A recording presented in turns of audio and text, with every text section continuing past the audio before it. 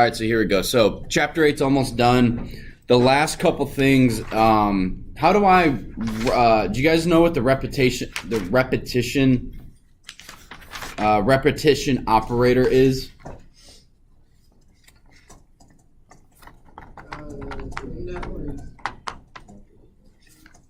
How can I make a list of 200 objects without having to type in 200 things? Oh, well, how do I do it, Colton?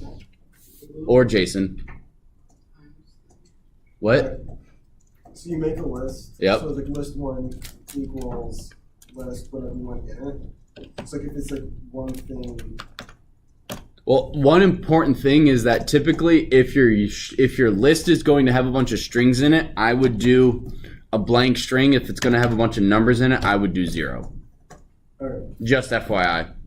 I know a couple of you guys on the homework hand wrote, 20 different elements in a string. You don't need to do that. All you need to do is, what do you need to do, Jason?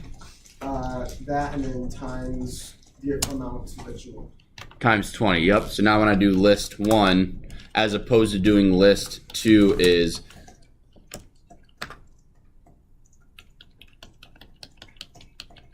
that's annoying. So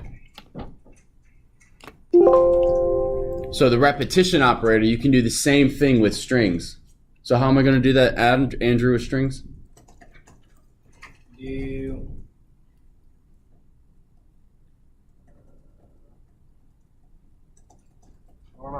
don't know? Okay. Well, Jack, do you know? They do pretty much the same thing many times by. Well, what do you walk me through it? So what do you want the thing to say? You tell me. You're creating it. All right, I'm gonna say thing. Whoa. You say thing? Yeah. Yeah, thing. Times 20. Times 20. Done with the list. You don't have to. Not with strings. Oh. I was talking about the strings because we went over this with strings, but again, it's the exact same concept, but instead of doing it to a string, you're doing it to a list. And how do you do the spaces again? That's only if you're printing. If you wanted a space in between this, you would just put a space. A space there, and then you get thing.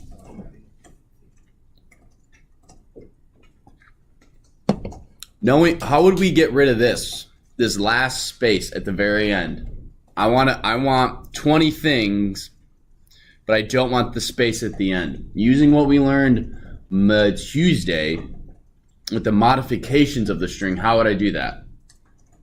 If you guys need to look back at the string modifications methods on page 422, that might help. Or if you have notes or whatever, you guys can just raise your hand and give me a shout. Adam? Is it strip? Not right. So how would I do this? Without creating a variable, how do I do this? So I want this 20. Now what do I do? Dot strip. Is that it? Yes. Strip dot left. Can we do this without Adam or Thorn? What's your idea? Yeah, parentheses around that. There you go. Oh. Thorn, catch. Adam. Oh, it's a trolley. So, excuse me. Why did we need to put parentheses around this? This worked. Why did we get an error here? Jason?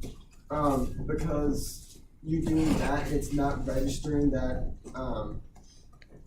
the string times 20 is one thing together. It's trying to take like 20 dot strip. Yep. You can't have a word following a dot in a number. So the computer's trying to take that as a float, but is strip a number. No, so we're getting a syntax error. Yeah. Do you guys have questions on that? No.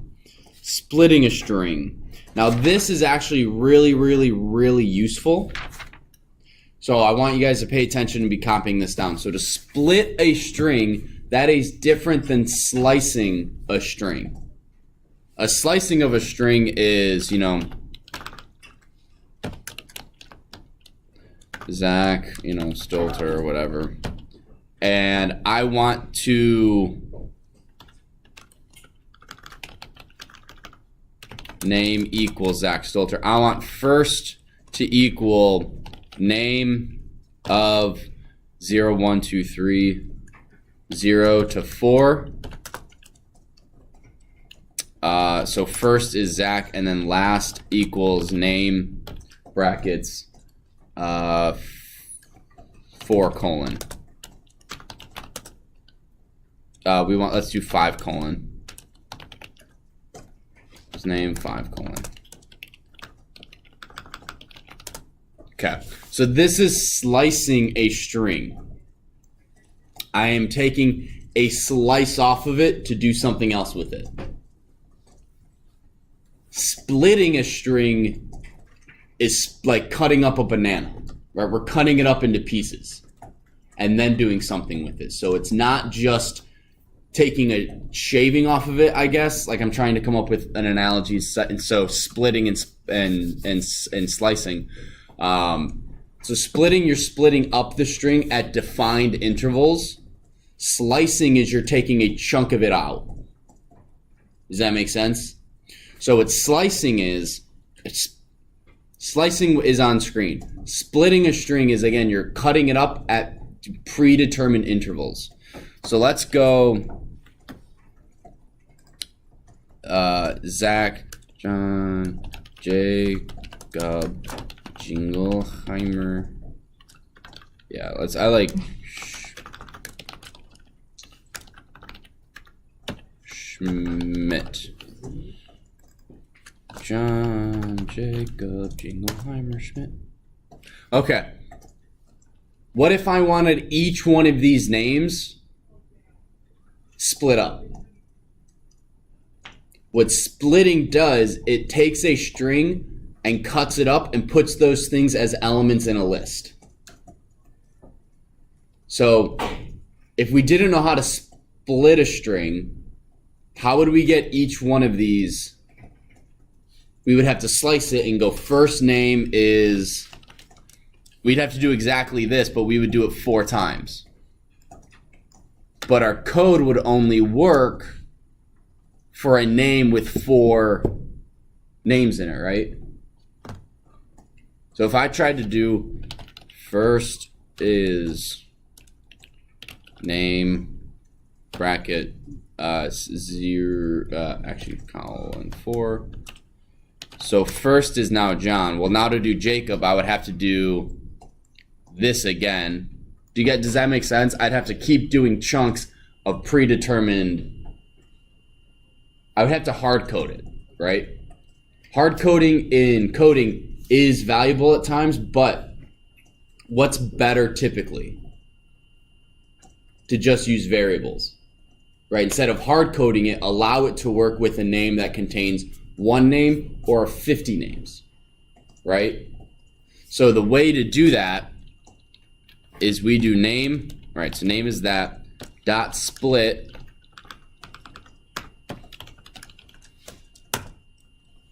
and what it does is it splits it based on spaces. The default is split on bases. If you don't put anything in these parentheses, it defaults to a space. So now you guys can see how easy it is to manipulate these names because it's now a list. And what can we do with lists? We can print the index. Strings are immutable, meaning what? They cannot change. Are lists mutable? Yes. So what we can do is we can now say, let's say we're going to get rid of Jingleheimer. And we could do, name is still this. So what we would have to do is change and make a new variable. So, split name or whatever. New name equals, actually no, we'll just do split name index 0, 1, 2, and we're going to delete that. So now if we do split name, now we have John Jacob Schmidt. What do you think the opposite of split is? It's not. That was a dumb question actually on my part, because you guys, I actually don't think the book goes over it. Or it might. If resplit? No, it's a join. So now the way join works is essentially backwards split. So you start with the thing that you want to be in between the items in your list. So we want spaces in between each name. Then we do dot join. And then what are we joining? Split name. And now we have John Jacob Schmidt. So new name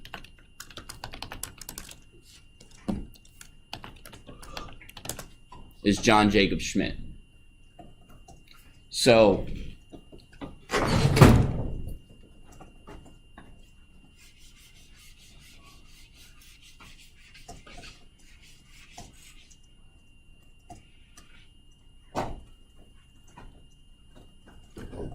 again, we have,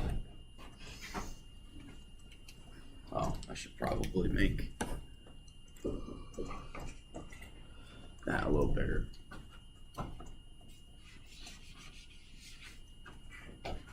So we do list, so list dot split, and then in here is what are we splitting by? What are we splitting? Does that make sense? What are we splitting by? Whether it's a space, you could put letters in there, and we'll get to that. You could put for parentheses or whatever, right? With join, so this is what is splitting, what is being split.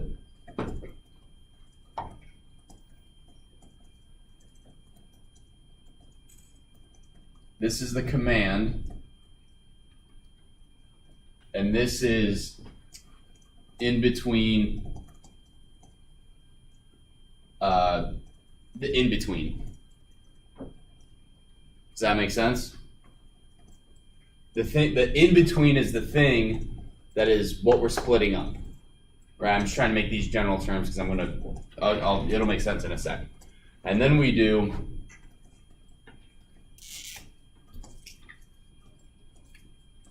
dot join, and then this is, list. So what is being split in this list down here in this command is that you have the command and the in between. So this is splitting it up. Joining it is just everything kind of reverse order because it's doing the opposite of what split does. Mason, what you typing? Looks like Word. Yeah, You want to save it and jump over into Python for me? I do. You saying Thank you. got it in Word? Yeah. No, Mr. Vishnov actually told me once that he was told that the best programmers just do text edit.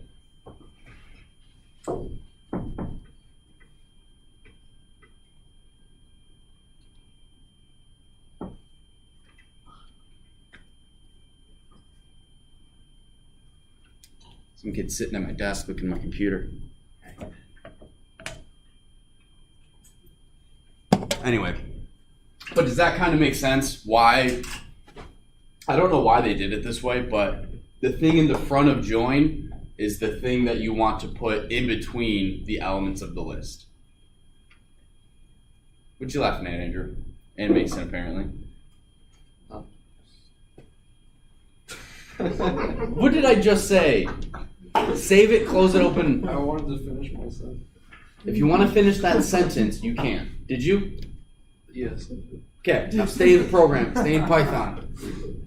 If I could take back Starburst I gave you, I probably wouldn't. But anyway. So, make that a little smaller. Jump over here. Do you guys have questions? I'm gonna go through some stuff right now on the board, but currently, do you guys have any questions on any of this? Thorin. Well, with the whatever we're splitting by, does it get rid of that? It's a very good question. It does. So I'm gonna go through that in just a second. Yeah, so let's take a look at this. You guys notice that when we split up here, we did not give it anything to split by.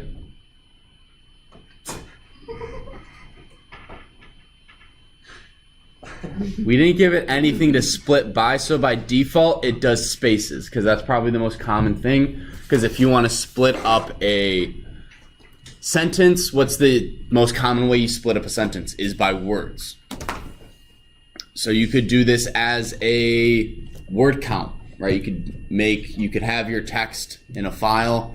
You could split it up by spaces, and then you have the number of words in a text document or some text.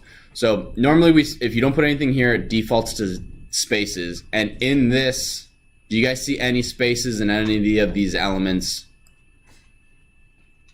I don't. So it does get rid of those of whatever is in here.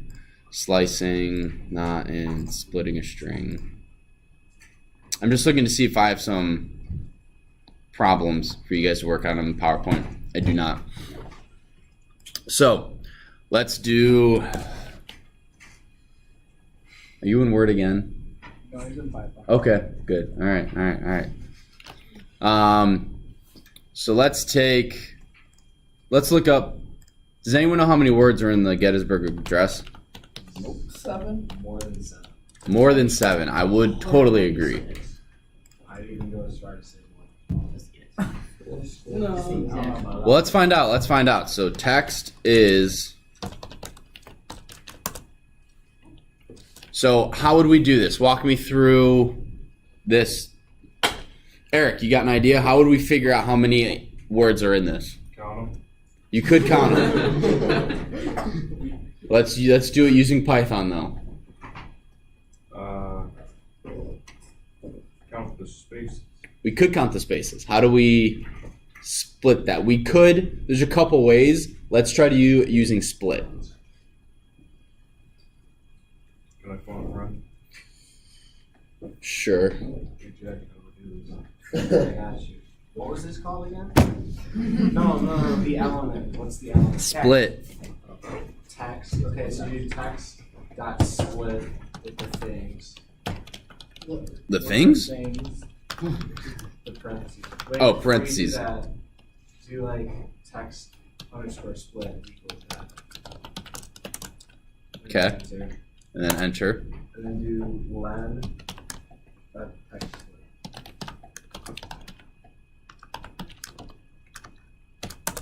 278. Oh.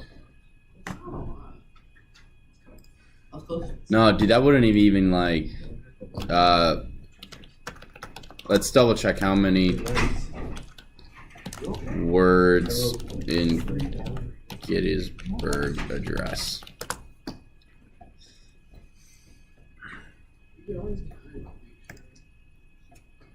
Okay, so apparently answers.com is blocked. How many words are in the Gettysburg Address? Copy paste it. Google Docs. Control shift. Well, apparently the internet says 269 or 272. Yes, They're wrong. Well, maybe we're also counting those dashes. it might. So let's figure out. How would we figure that out? So, Well, how do we know if it's in there? Thorn? Could we use? We could either maybe split them out or use a for loop. Well, we can just go through here and see. All right, so it is counting these. So that's giving us a bunch extra. So how would we, yeah, we do need to remove them. Joanna, do you happen to know what would be a good way or a way to remove these little dashes?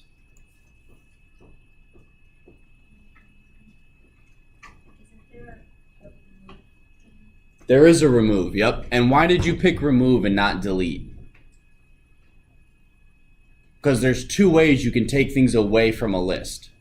Remove and delete. Do you remember the difference between remove and delete? No. Remove the index. I say that again, Colton. Doesn't remove the index. It's the other way around. Delete is the index, remove is the thing. So if you don't know the index of what you're deleting, you can just remove that thing. So if we do, this probably won't work. So text underscore split dot remove, and we do boom, boom, boom, boom.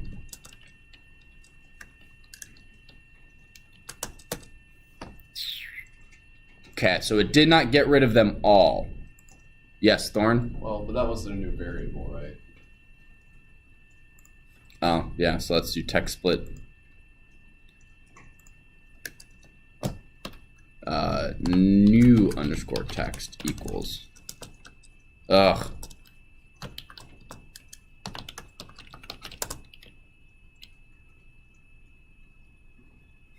What is happening? It's not. I don't think. Well, what do we have here? We have a variable equaling a command. Is that something we typically do? Like, do we ever have x equals print? No. No. So maybe we're not doing this right. Let's see. What if we print new text? Print. So, what is this telling you guys? Is it something weird with the remove method? It's either not finding this, or it removes it. First course 7 years ago. How many of those are in there? All right. Apparently, that's not the right way to do it. So, one thing, that's, what do we learn? You can't do it that way. So we got to figure out another way to do it. This will happen all the time. You're like, oh, I can do it this way. Apparently, you can't. Maybe you can, and I'm just overlooking something super simple, but there's something else. We'll do it another way. Colton, you had your hand up? Isn't there the one where it's like, it has to be a number or a letter? Oh, so test the string, and if it's a word, leave it alone. If it's anything else, delete it. You could do that. So I am going to open a new file, and I'll save this online for you guys. Oh, great. Column 900. 894.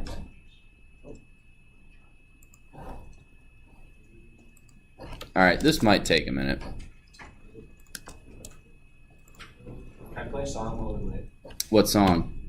I think you'll like it. What song? You will definitely like it. Oh, What song? I think I know. It's like very slow. You guys like to choose.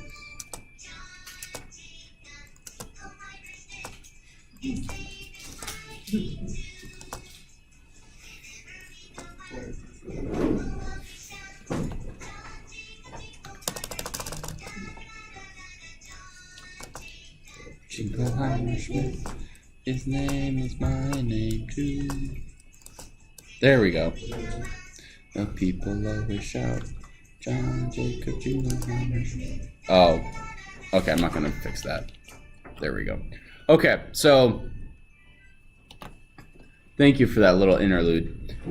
Intro. So this is chapter 8, more on string methods.